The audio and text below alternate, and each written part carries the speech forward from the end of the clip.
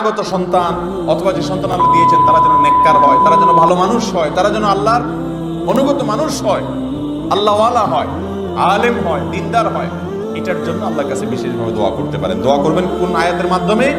Number 1, Ibrahim আলাইহিস সালাম তার সন্তানদের জন্য দোয়া করেছেন এবং সূরা সাফফাত আয়াত নম্বর 100। আয়াত নম্বর কত? সূরা সাফফাত, ইয়াসিনের পরের সূরা।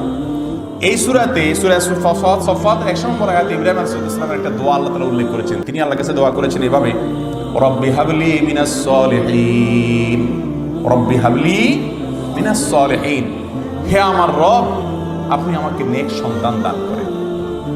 অতএব এই দোয়ার মাধ্যমে আল্লাহর কাছে নেক সন্তান চাইবেন। এই আয়াত বেশি বেশি করে পড়বেন, সকাল সন্ধ্যা উঠতে বসতে বেশি বেশি করে পড়বেন। দ্বিতীয় দোয়া হলো জাকারিয়া আলাইহিস সালামের দোয়া।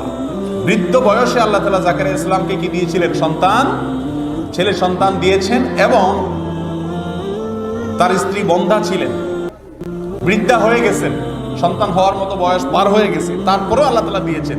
কি দোয়া করে আল্লাহর কাছে সন্তান পেয়েছেন সে দোয়াটা নেন। দুইটা দোয়া তিনি করেছেন, তার একটা হলো সূরা আলে ইমরান আয়াত নম্বর 38। এই আয়াতে তার একটি দোয়ার কথা আল্লাহ কোরআনে উল্লেখ করেছেন। আল্লাহর কাছে ভালো লেগেছে তার সে দোয়াটা। কি দোয়া ছিল?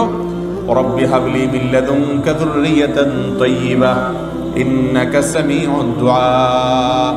এর অর্থ হলো যে আমার রব আপনার তরফ থেকে আপনি আমাকে পবিত্র এবং ভালো সন্তান দেন আর আপনি দোয়া শুনেন, অথবা আমার দোয়া আপনি শুনেন। এই দোয়া পড়ার পর আল্লাহ তাআলা তাকে সন্তান দিয়েছেন। সূরা আলে ইমরান আয়াত নম্বর 38।